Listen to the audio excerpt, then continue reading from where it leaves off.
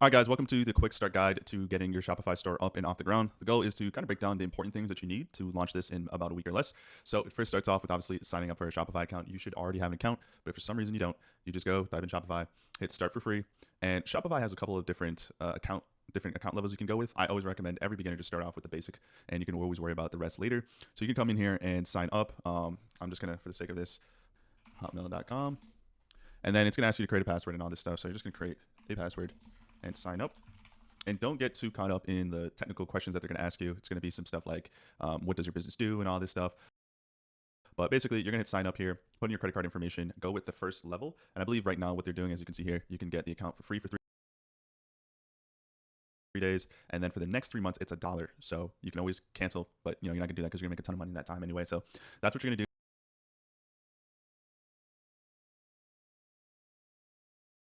You create your account, log in. It's going to ask you some technical questions. We're going to just go through and break down step by step everything that you need to get started. So once you're logged in here, first thing you need to do is go to settings, and then you're going to go through and we're just going to run this down one by one. So for general, update your store name, update your billing address. My recommendation when it comes to naming your account and everything in the store you're going to go with, pick some type of evergreen name that you can use, because there's a good chance that greenbasketball.com, because eventually down the line you're probably going to switch out this product and test some new products online. So you want an evergreen name that can be used for any type of product or brand. So you can use ChatGPT to help you with that, but use your creative mind and come up with like an evergreen name that can be used for any type of product or niche.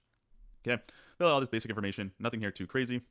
I do recommend that you have the settings exactly how I have it here, and you don't have to really touch anything. Make sure you pick your region, your time zone, and all that stuff. Next here is your plan. Obviously, this is where you're going to be paying your monthly subscription to Shopify. They take a certain percentage of every transaction. So on the basic account, you're going to see that it's 2.9%, plus every online transaction is going to be 30 cents. No big deal. You can always change and upgrade down the line, but don't worry too much about that. Billing. So this is going to be super important for you. You're going to, right now on my screen, you see that I have credit card information lined up here. So make sure you have a credit card on file, obviously. I believe at some point down here, okay, it'll be down in payments. Okay, so have your credit card on file. When you have a new Shopify account, Shopify will hold payments, and they will not pay you out in the first couple of months. You're going to have to basically prove to Shopify that you're a trustworthy seller. So they're going to hold a portion of your money for like 2-3 months. Just in case there's chargebacks, refunds, they need to make sure that you're not scamming your customers. So just be mentally prepared that 20 to 30% of your money will be held on Shopify in the first couple of months, and it just is what it is. There's no work around that. Just make sure you get a good supplier, good products going to your customers, and then they'll release your money eventually. Users, nothing too big to worry about. If you're somebody that is going to have team members and VAs and stuff like that, you can worry about that. But for now, I've already verified my account. But what do you plan on? Care? It doesn't matter. To your response, upload it. That's going to take me from Shopify. Okay. Then from the rest of this stuff, you can just leave the settings how they are. Okay. Checkout. This is actually super important. So make sure you're collecting phone number and email. Make sure this setting is checked on as well, so customers can track their orders. Your suppliers should upload a shipping code so people can track their orders, and this automatically makes that all happen for you there. Customer information, I always require first and last name, so that's going to be easy to kind of follow up with customers if you need to. Company name, you can leave that as recommended. I've processed thousands of orders up to this point now, and at no point did anyone ever put their company name in. So this is I leave this as don't include. You can leave it as optional if someone wants to do that, but it doesn't really matter. Address line, make sure this is optional but not required. Shipping, optional but not required. Always turn tipping on. You'd be surprised, depending on the product you select, you'd be surprised how many people actually just tip Shopify stores for the product. One time I was testing this Bible journal for women to be really rooted in the word and be able to follow a Bible plan, and I got a lot of tips. I got like $10-$20 tips. The product costs like $39.99, so I was getting $10-$20 tips sometimes, and the product is $40, so like I was making a ton of extra margin on that. Don't expect this too often, but it's every now and again. You'd be surprised, and it definitely can help with margin. So just put it on. It doesn't hurt to have it on, and it only can help if people start tipping you there. Customer accounts, exactly how I have it, you should have it. Basically, people, if they want to log back into their account and track their shipping and their orders, they can do that. So this is all this really is. Just leave it as it is. Shipping and delivery. So this matters a lot. So this is important for my students there that are in the US. You're going to have 2 different shipping locations, one for the US and one for international. So this isn't really too important right now. This will be important when you pick your product. You know what you're going to be selling.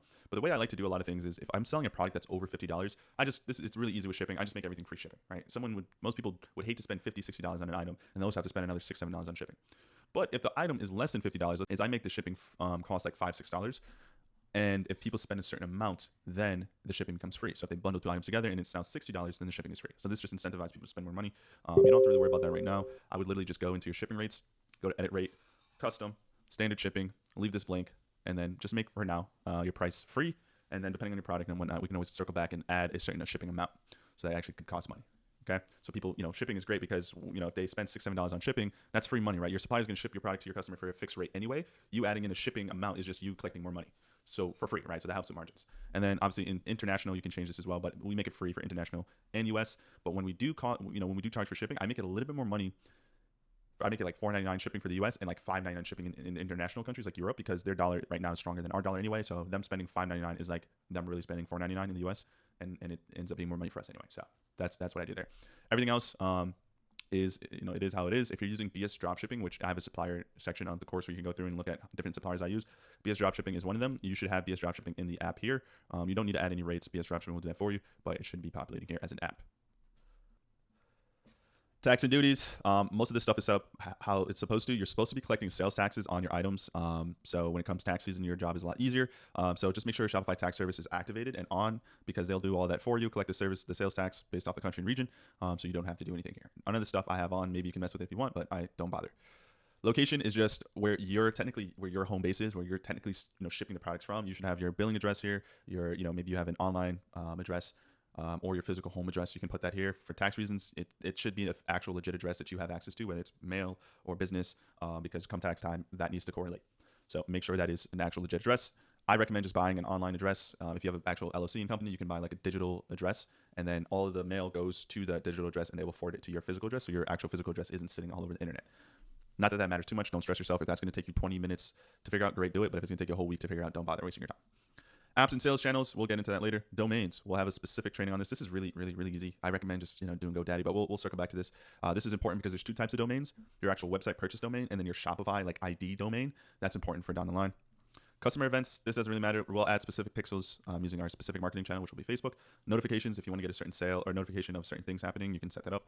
And the rest of the stuff doesn't really matter. What really does matter though is policy. So we'll just jump straight down to policy here. So policies are important. You need to have policies on every single one of your websites. If you set this up now, you won't ever have to set it up again. So return and refund policy. So just have it there so people feel a level of like they're safe when they're buying on your website. So you go in here. Shopify does give you some templates, but obviously there are some blanks here that you have to manually fill in, like your email address or whatever. So I recommend doing that.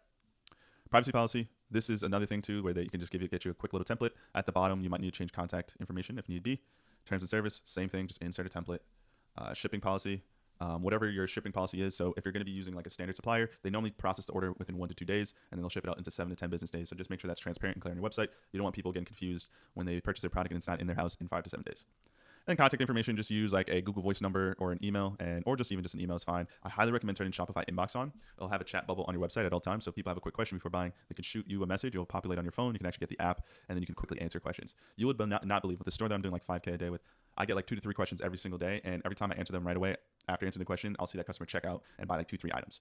So you'll be surprised how much this can improve your conversion and overall money made. And that's basically it. That's all you really need to know. One other thing I would recommend as well.